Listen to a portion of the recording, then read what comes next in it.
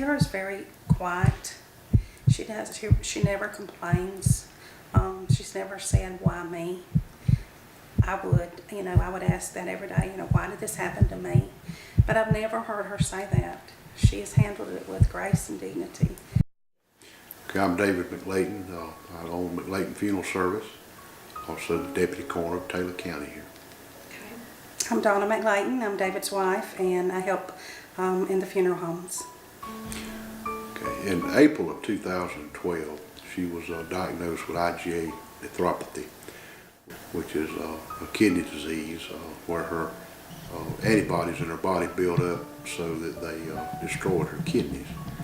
But that changed her life as well as ours.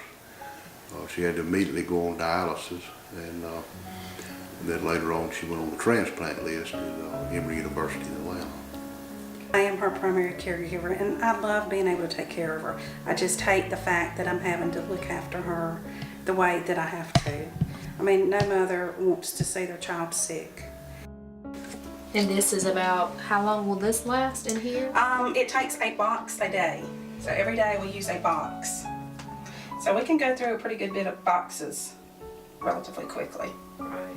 She has a tube that hangs out of her abdomen about this long, and we unplug this tube and we connect it. And I say we because I help her a lot with it, especially those days that she's really, really sick. I just take over and do it for her. Set up, this is how it looks every night. We've already opened the box of fluid, and one bag of fluid goes on the machine, another bag hangs here. And the machine actually cycles during the night. It's actually called a cycler because during the night it cycles the drain, the initial drain, the fill, the dwell time, and then you do the drain, fill, dwell time again. So at any point during the day she has fluid inside her body, and that fluid inside her body is pulling the toxins from her. It acts as her dialyzer, her kidney. So And what the doctors really told us, is without her getting a kidney, her life expectancy would not be that much at all, compared to if she got a kidney. She's going to have a kidney to be able to have a long life and have a life that she had before restored back to her. Without the kidney, she just doesn't have that much of a future.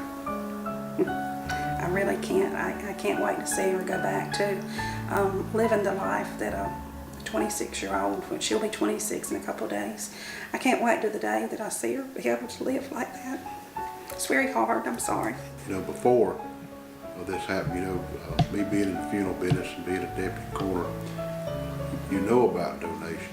You hear about people that have donation, but it doesn't really mean as much to you until you have someone in your family or someone you're close to that needs it. It's easy to think, well, that was somebody way off over there somewhere we didn't know.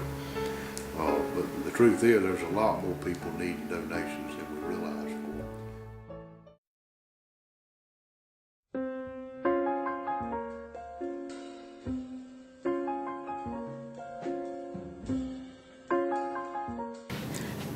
My name is Marvin Bowen. I'm from Vienna, Georgia, or Pinehurst, Georgia. I'm the coroner of Dooley County. I also work full-time as a paramedic here in the county. So I've been in the coroner business total about 8 or 9 years now. In my particular case of renal failure, I am at like 20% kidney function. This is an inherited disease on my daddy's side of the family, and all my cousins have it. I'm on peritoneal dialysis now. That's an every night deal for 8.5 hours. The nights I work EMS, I come home the next morning and have to do some manual exchange bags during the day. I've been on the transplant list about 2 years now. My doctor in Albany thought that I would be a great candidate since my background in the medical field and no more problems that I was having. He feels that I can be a real good candidate and continue to live a prosperous life once I do get a kidney transplant. Once I get a kidney, I could go back to a more routine daily life as far as not having to schedule my treatments. I could work more when I wanted to, because I have to schedule around that, especially at part-time jobs. Because most EMS folks, we work other part-time jobs, and it's hard to schedule because you can't work a 24-hour shift. You have to work that first 12, and so you can get back home that night just to dialyze. I guess it's like you say, if you're around donations, you know what it's like. But most of the public, it's like, unless somebody's in the family or they know somebody that really had a donation and is really doing so well with it, they check that little spot on their driver's license and say, I want to be an organ donor.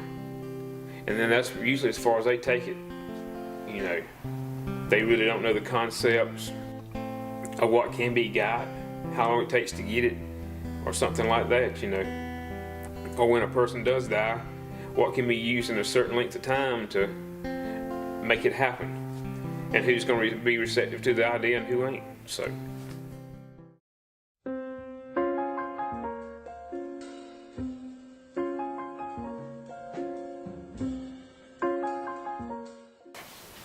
I'm Edgar Perry, I'm Charles's brother.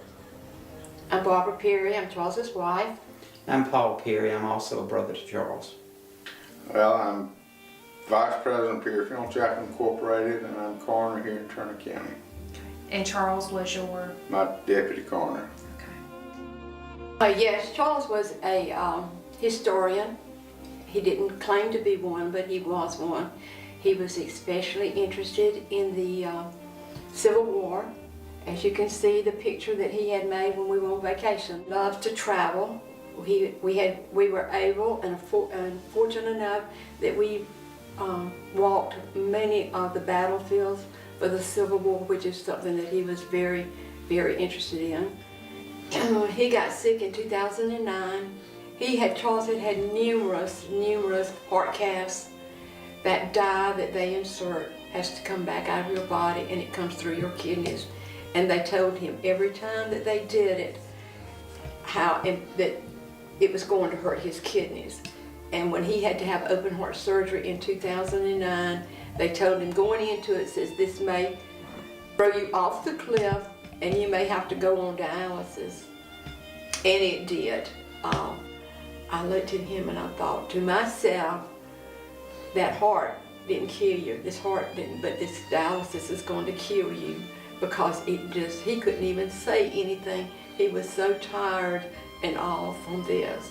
And we started on a journey. There was an up and down journey. But we went to a meeting in Albany about transplant. And because he was so despondent on that machine, he said, well, maybe we can try. So we had 3 perfect matches, but it was not the Lord's will that he get a kidney that way. But as it turned out, he had a vegetation growing on his heart valve, and that heart valve had to be replaced. And as a result of that, of having to have open heart surgery again, it was not the Lord's will that he lives. Well, I can honestly say,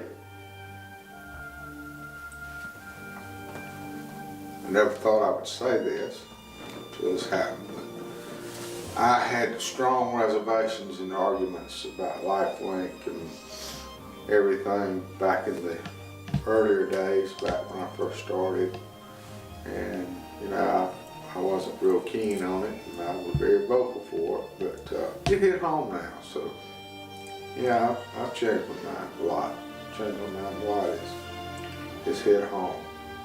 When you see what Charles had planned to do, particularly after Bobby retired, and he would talk about the trips they were going to make and the different places they wanted to go, and then you see all of that not be able to be done because of possibly if we'd had a kidney that would have been able to be transplanted. Maybe all this would have be still going on, him being able to go and travel and see.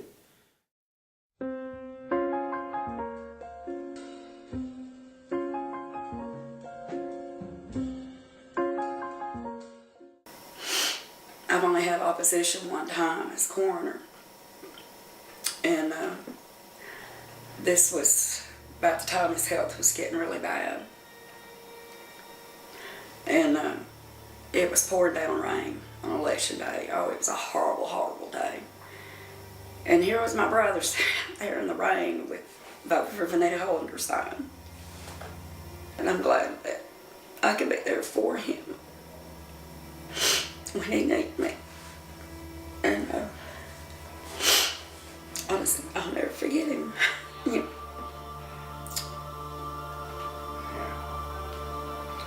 You know, usually, I don't know how it all works, but after dialysis, you would think that a person would feel a little better, you know, of getting all the poison and toxins out of their system. But when he come home, he just wanted to lay down on the couch. I mean, it's like, I guess with the heart issues and stuff too, it just drained his body. He just wanted to lay down on the couch. He just did not feel like doing anything. And when he tried to eat, he would end up throwing up. He just went through so much. When you see your husband standing there crying, it breaks your heart. And you know there's nothing you can do. And he looked at me and he goes, Linda, he said, you know, I'm just so tired. He said, I'm just wore out. He said, I just want to go to heaven. He said, and be with God. He said, I love you with all my heart. And Lord knows I loved him.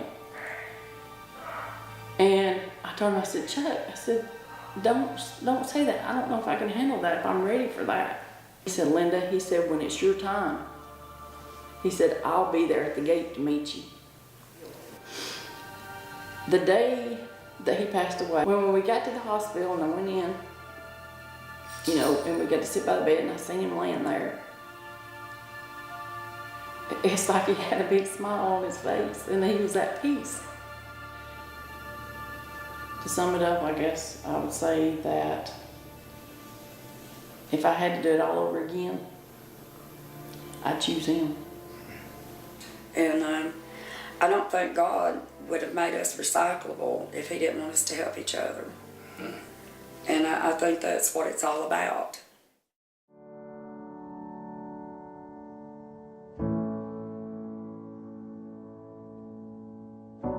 Spirit, lead me where my trust is without borders. Let me walk upon the waters wherever you would call me. Take me deeper than my feet could ever wander, and my faith would be made stronger in the presence of my Savior. Spirit, lead me where my trust is without borders. Let me walk upon the waters wherever you would call me. Take me deeper than my feet could ever wander, and my faith will be made stronger in the presence of my Savior. Spirit, lead me where my trust is without borders. Let me